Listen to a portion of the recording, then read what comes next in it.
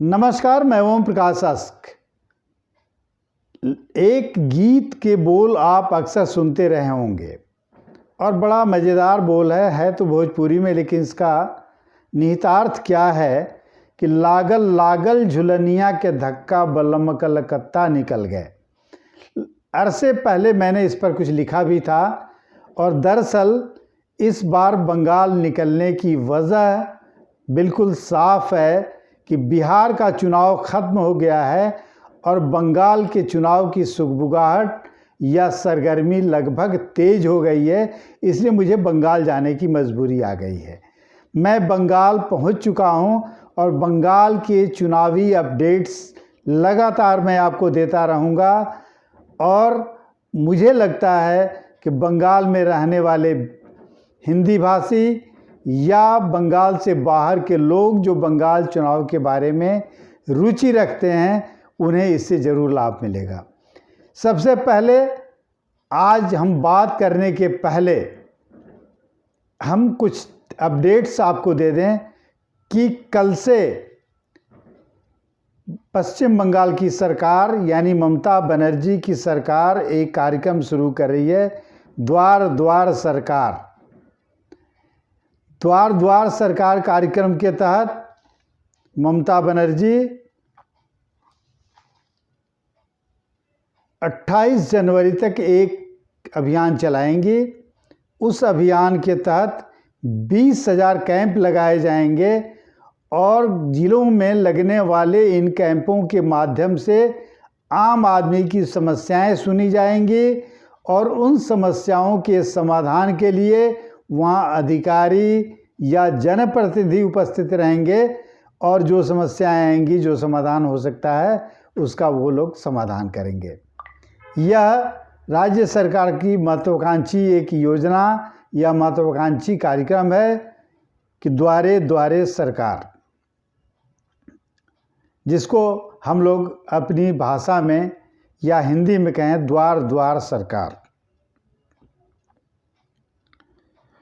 दूसरी एक उड़ती हुई खबर है, अफवाहों पर आधारित खबर है, लेकिन चुनाव के वक्त ऐसी खबरों को न खारिज किया जा सकता है और न कबूल किया जा सकता है, लेकिन चर्चा जरूर की जा सकती है। बाबुल सुप्रियो के बारे में एक खबर आ रही है।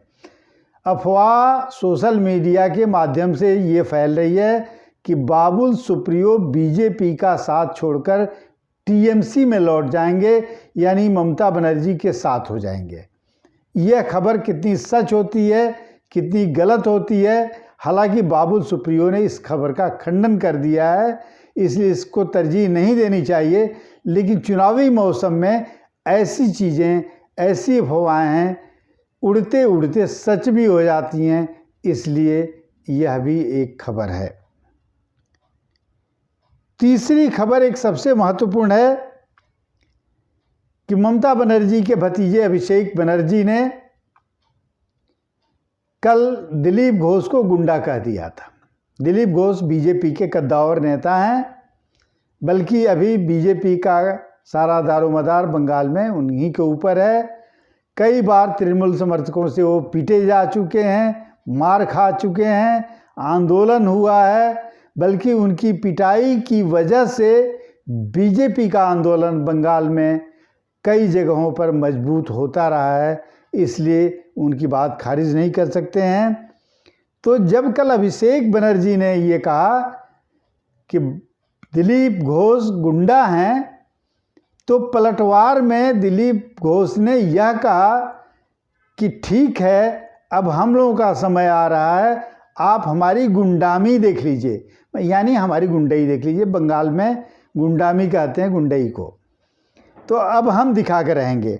आज उससे एक कदम आगे बढ़ के दिलीप घोष ने एक लीगल नोटिस भेजा अभिषेक बनर्जी को और कहा है कि 3 दिनों के अंदर वो अभी यानी अभिषेक बनर्जी अपने इस बयान के लिए माफ़ी मांगे, वरना उनके खिलाफ हम कानूनी कार्रवाई करेंगे। एक और अब नारेबाजी भी चल रही है इसी बीच में। जाहिर है कि चुनाव के दौरान तरह तरह के नारे भी गूंजते हैं। एक नारा आया है, आवाज़ उठे छे बंगे आमरा दीदी सोंगे, यह नारा तृणमूल का है। यानी बंगाल में यह आवाज़ उठी है कि हम सभी दीदी के साथ हैं, दीदी यानी ममता बनर्जी के साथ हैं। ठीक इसके पलट लॉकेट चटर्जी जो बीजेपी की सांसद हैं, उन्होंने जो जवाब दिया है इस स्लोगन के बारे में, उन्होंने कहा कि आवाज़ उठे छे बंगे, चोर डाकात दीदी सोंगे। यानी बंगाल में आवाज़ उठी है कि चोर और डकैत भी दीदी के साथ हैं। यह है बंगाल की आज की अब तक की अपडेट्स जो मैं आपको बता रहा था। अब हम चर्चा करेंगे कि बंगाल चुनाव इतना महत्वपूर्ण क्यों हो गया है। दरअसल 34 साल तक लगभग वाम मोर्चा के शासन के बाद ममता बनर्जी सत्ता में आई और 10 साल उन्होंने गुजार दिया। ये 15वां साल था उनका। इसके बाद ये लग रहा है पिछले लोकसभा चुनाव के बाद से कि ममता बनर्जी सत्ता से बाहर की ओर जा सकती हैं। यह बीजेपी को भरोसा हो रहा है, इसलिए कि जहां 1 या 2 उसके सांसद होते थे, अभी 18 सांसद हैं, इसलिए यह भरोसा बीजेपी को ज़्यादा हुआ है। इसलिए बीजेपी ने कई ऐसे केंद्रीय नेताओं को बंगाल में भेज दिया है। हाल ही में 3 और लोगों को भेजा है, इसके पहले भी और कुछ लोगों को भेजा है। अमित शाह आ चुके हैं, नरेंद्र मोदी भी 1-2 बार यात्रा कर चुके हैं। अमित शाह तो एक तरह से चुनावी बिगुल फूंकने आए थे। जिस वक्त बिहार का चुनाव हो रहा था, बिहार से वो दूर जरूर थे, लेकिन बंगाल के चुनाव में उनकी इतनी रुचि है कि वो बंगाल चले गए और बंगाल में चुनाव, विधानसभा चुनाव का श्री गणेश भी बीजेपी की ओर से उन्होंने कर दिया था। अब आने वाले समय में जो 2-3-4 चीज़ें होने वाली हैं। एक गोरखा जनमुक्ति मोर्चा है।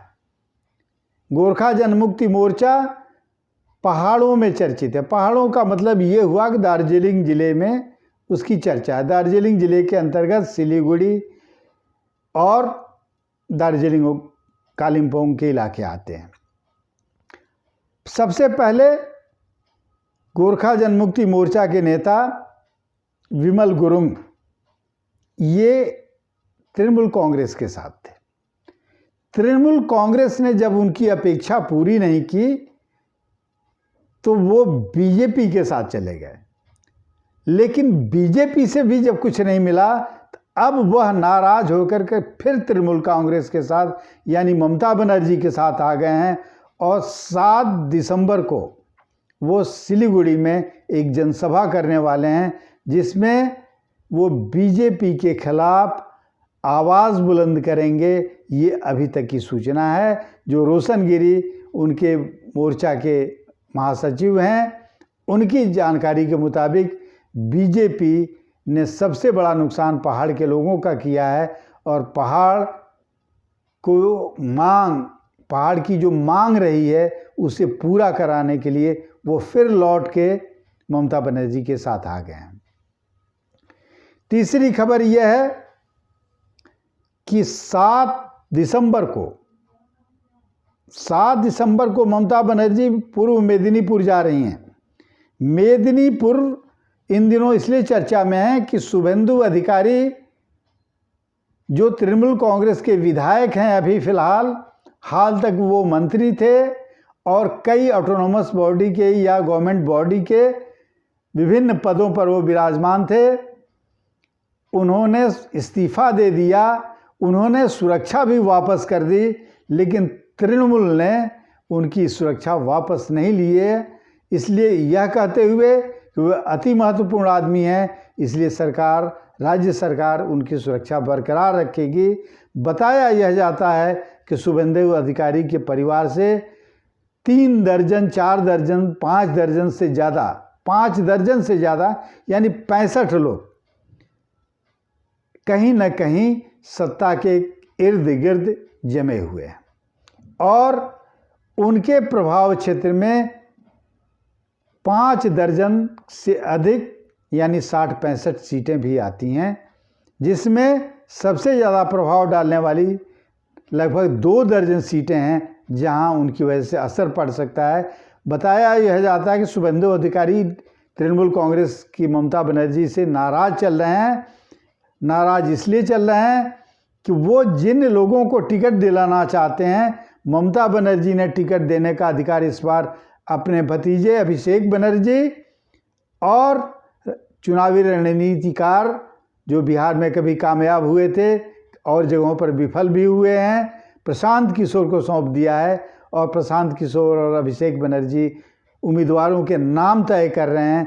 इससे शुभेंदु अधिकारी नाराज़ हैं। वही नहीं, नाराज़ तो कई तृणमूल के नेता हैं जिनके बारे में हम आगे चर्चा करेंगे, लेकिन अलग हटने के संकेत शुभेंदु अधिकारी दे रहे हैं कि वो तृणमूल से किनारा कर सकते हैं।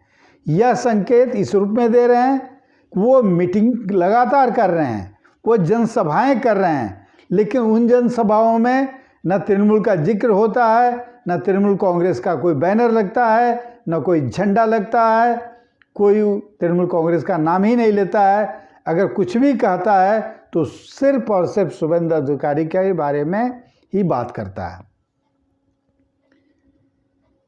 उसी इलाके में 7 दिसंबर को ममता बनर्जी बड़ी रैली करने वाली हैं और सबको हिदायत दी गई है कि तृणमूल के तमाम अधिकारी, कार्यकर्ता, नेता वहां उपस्थित रहें, विधायक उपस्थित रहें और उसको ग्रैंड सक्सेस के रूप में वो देखना चाहती हैं। अब आ जाइए बीजेपी लगातार कोशिश में लगी हुई है अपने नेताओं को भेजने के लिए। कैलाश विजयवर्गीय को तो वहीं कैंप ही करा दिया है और दूसरे नेता भी जाते रहे हैं। अब जेपी नड्डा भी 8-9 दिसंबर को वहाँ पहुँच रहे हैं। जेपी नड्डा पहुँच रहे हैं बंगाल। उनके बारे में सूचना यह है कि वो जिलों में घूमकर, जनपदों में घूमकर वो सभाएं करेंगे और लोगों को जागरूक करेंगे, कोशिश करेंगे कि लोग बीजेपी के पक्ष में आ जाएं। तो ये है बंगाल के चुनाव का हाल। बंगाल के चुनाव को लेकर वहाँ बन रहे समीकरण, बंगाल चुनाव को लेकर चल रही चर्चाएं, वहाँ के नारे। आज इन सब चीज़ों पर हम लोगों ने बात की। कल कुछ नए अपडेट से लेकर हम आपके बीच आएंगे, लेकिन एक आग्रह जो मैं बार बार आपसे कह रहा हूँ, हाथ जोड़ के कर रहा हूँ कि अगर हमारा एपिसोड आपको अच्छा लगता है, हमारे कार्यक्रम अच्छे लगते हैं, तो YouTube चैनल सार्थक समय को ज़रूर सब्सक्राइब करें, उसे लाइक करें, उसे शेयर करें। इससे हमारा मनोबल बढ़ेगा। हम आपको लगातार अपडेट्स देते रहेंगे। नमस्कार।